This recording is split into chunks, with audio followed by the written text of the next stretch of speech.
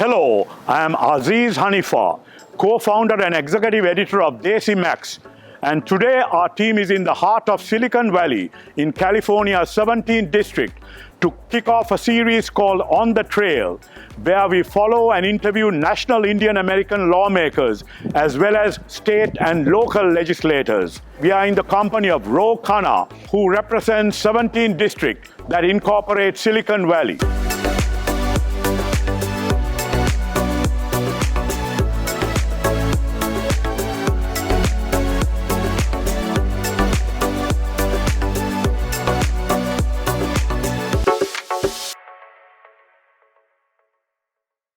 Ro, it's great to be with you and catch up with you on your home turf. Terrific. Yeah. Congrats on your new program. Thank you very much, Ro.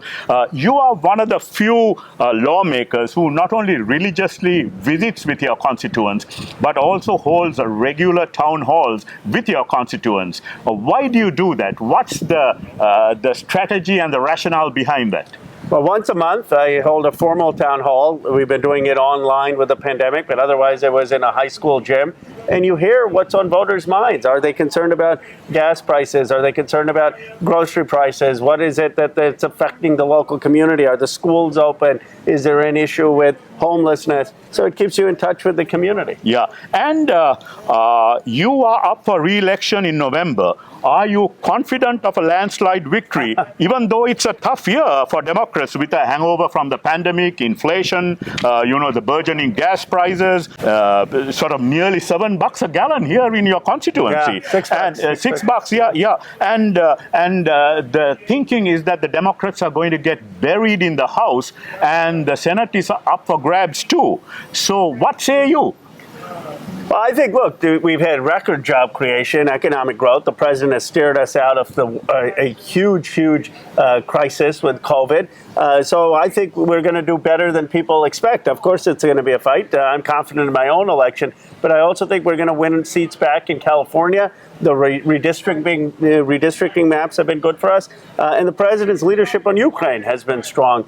So I think we're going to defy expectations. Are you going to have a Republican challenger or any primary Democrats thinking of running against you? You never know, but we're waiting to see. But I've now got good, strong support in the community. Of course, we had someone run last time and ended up winning by over 70-some%. So I think you never take anything for granted, but we're very now deeply rooted in the community. You are the vice chair of the Progressive Caucus in the House, led by your fellow Indian American Pramila Jayapal, who is being blamed, and the caucus, in a sense, is being blamed for getting too far left, which has led to the likes of Joe Manchin, Kristen Sinema, and others, refusing to go along with the president's Build Back America agenda and legislation.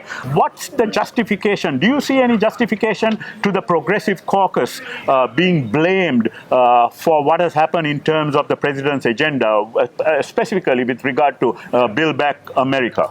Not at all. I mean, the Progressive Caucus has been behind the president's agenda. I'm a pragmatic progressive. I went on Face the Nation and said we have to vote for the infrastructure bill and helped actually bring the House votes for that. I have been working closely with Senator Manchin. We have a great relationship, saying what can be the compromise? What can we pass, at least on climate? Let's get climate. Let's get the preschool for every 3- and 4-year-old. So there are things we can do, and I'm willing to compromise.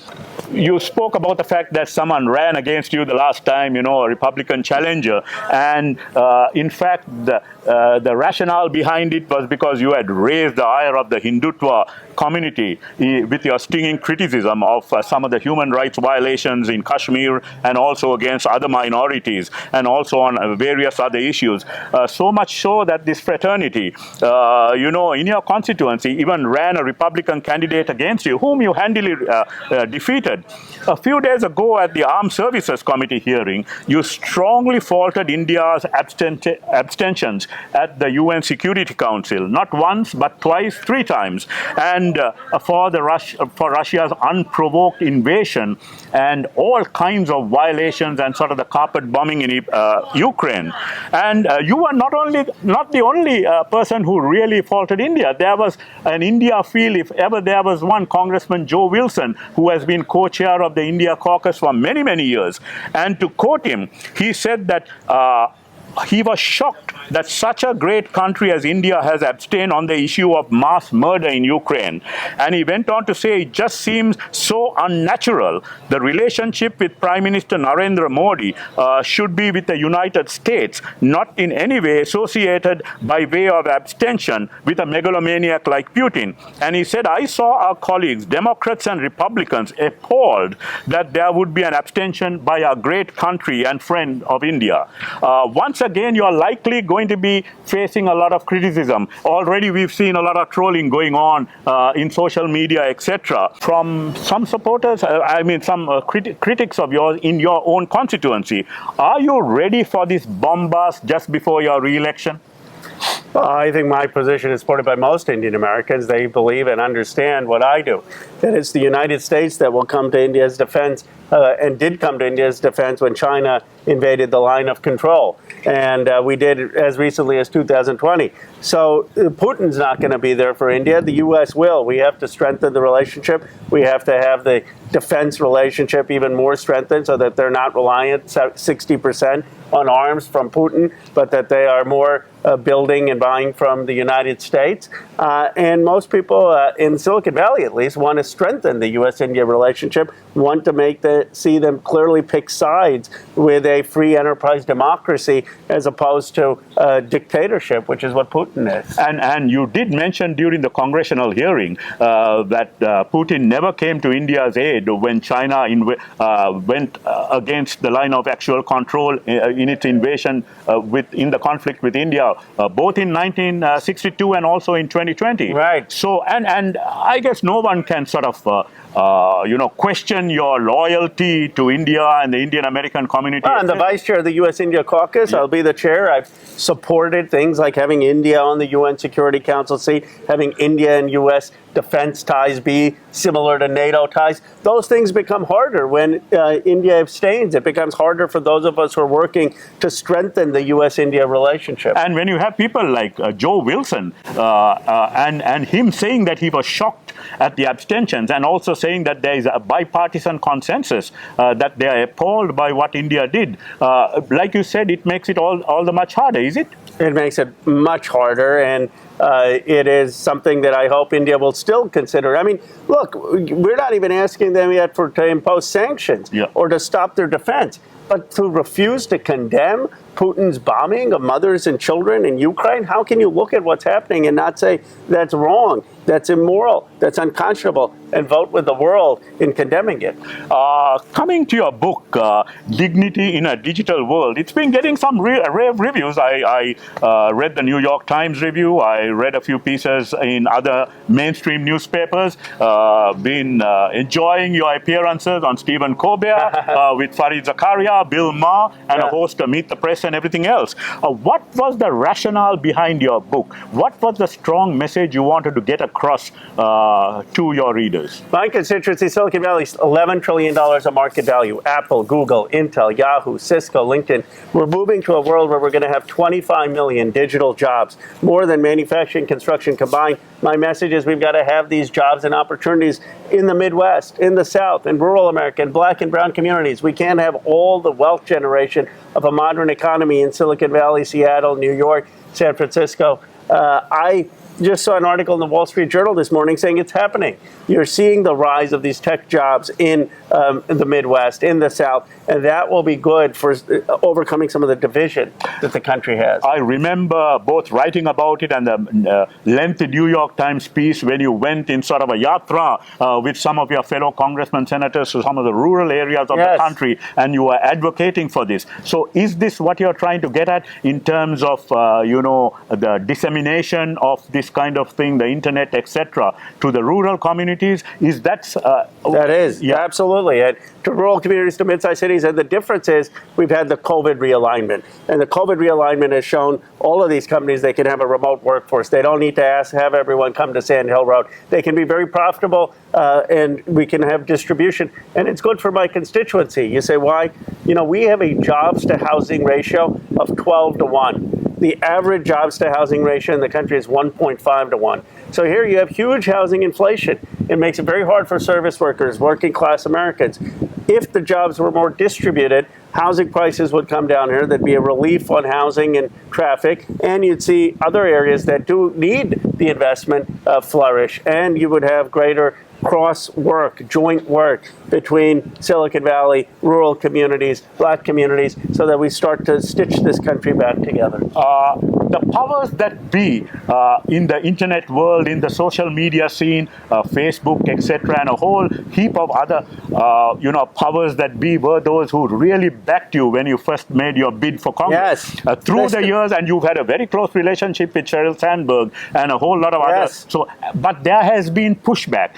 In fact, you acknowledge the same thing on Farid Zakaria's show, that there has been pushback, and even on the show you said you just got an email from someone. But so how do you reconcile this? Because some of your biggest backers of your campaign who contributed hundreds of thousands of dollars and also been genuinely supportive of what you were really wanting to do at the time you ran for Congress, what's the kind of pushback you have had, and are you going to continue arguing for what you argue in your book in terms of what this should all be? Well, I'm a technology optimist, and that's why many of them support me. In fact, I'm talking at Apple on Monday. Yeah. I'm talking at Google about these ideas. So they still invite me to share the ideas, and many of them are open to the distribution of jobs, to the distribution of opportunity. Some of them haven't liked some of my positions on antitrust, where I say that we can't let them just have these dominant platforms. They have to have well-regulated antitrust. Some don't like the fact that I've called out social media where they've incited violence. So, of course, there are disagreements, but that goes to my independence. I don't take a dime of PAC money, lobbyist money. It's all individual contributions. And I still would argue I have the most support of tech leaders probably in the country of any other politician because they like my forward vision. You've been one of the very few progressives, maybe the only one, who has made regular appearances on Fox News. Yes. The progressives don't touch Fox News, especially the opinion makers like Tucker Carlson, Sean Hannity, Laura Ingraham, etc. And because they feel that there is a lot of this conspiracy theories being propounded, they really go after the president in very bad terms, in terms of cognitive disabilities, etc., etc. Why is it that you are a regular and you have no qualms about getting on Fox News, especially with some of the opinion people, not just the news division? Yeah, well, I'll go on. I won't go on all the shows all the time, but I do go on because a lot of even Democrats watch Fox News. Sure. A lot of independents watch Fox News. I will never compromise my positions. I will always say, here's what I believe, here's why I believe it. But even if I'm influencing 10, 20, 30%, to see the world differently, to say, hey, he's a reasonable guy, that's doing my part to try to build support. What's the point of just talking to your own echo chamber? Yeah, so it's not a case of you sort of betraying the progressive caucus or the... you are a progressive. You are a committed, proud, indefatigable progressive. Medicare for all, I support it. Free public college, I support it. $15 wage, I support it. Right to work, organizing of workplace democracy, I support it. So all my policies, many of them are progressive. I'm a progressive capitalist. I believe in innovation and entrepreneurship. So I'll go on Fox, and they ask me, are you for Medicare for all? Yes. Here's how it'll save money and create entrepreneurship. I don't change what I'm saying on Fox.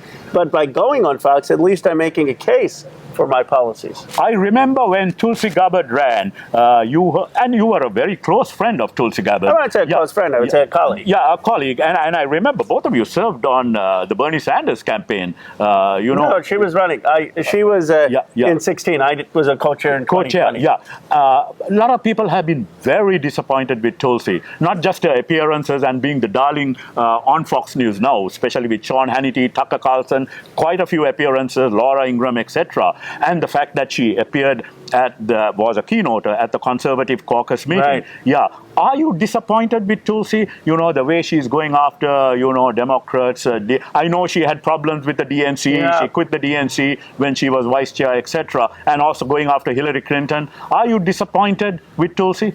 I was pleased that both President Clinton and Hillary Clinton tweeted out about my book, so I was very honored by that. Yeah. I guess I would just say it's her right to speak in the First Amendment, but I disagree strongly with her refusal to clearly, unambiguously condemn Putin and make it clear that the blame here is Putin. It's an unprovoked war. It's a horrific war. It's a human rights violation, and that should be the consensus across the spectrum. So to the extent that she hasn't done that, I disagree. But you've also been a strong proponent, a very strong anti-war proponent. Yes. So in that sense, I guess I'm against bad wars, but I'm for justified wars. The Ukrainian fight against Russia is a totally justified war. They're fighting for their sovereignty, and I think we ought to be supporting the Ukrainian people with money and arms in that fight. And finally, in November, you're going to make your bid to be re-elected for your 4th term. Where do you go from there? Are you also having other aspirations? Maybe the U.S. Senate, Dianne Feinstein, maybe retiring and she's getting on in years, etc. Any other aspirations? Or are you zero-focused, laser-focused in terms of your re-election? Right now, I'm laser focused in terms of my re-election, and I represent arguably the most important place in the world. I mean, think about the heart of Silicon Valley: Apple, Google, Intel, Yahoo, Cisco, LinkedIn, Tesla. It's so important that we have the distribution of these job opportunities, that we understand how to create high-tech manufacturing jobs across America, that we regulate these platforms in important ways, and I'm having a profound impact on that. And I'm breaking through, as you mentioned, with Colbert and Bill Maher. So I have a platform that I would argue is as big as a senator's. Now, do I take a look at some point on something else? Of course, every politician wants to have the biggest impact. But right now, for the next few years, I'm very focused on Congress. Ro, you and I go back a long way. I used to cover you for years, even Atlantis, before. Yeah. And thank you very much for being a dear friend. And thank you for you're an institution in our country for what you did with South Asian journalism. And I used to read all your columns at India Abroad, and I'm very excited now you're going to be having a new and bigger voice on this platform. Thank you very much, Ro. Thank you. Take care. All the best. Thank you. Thank you.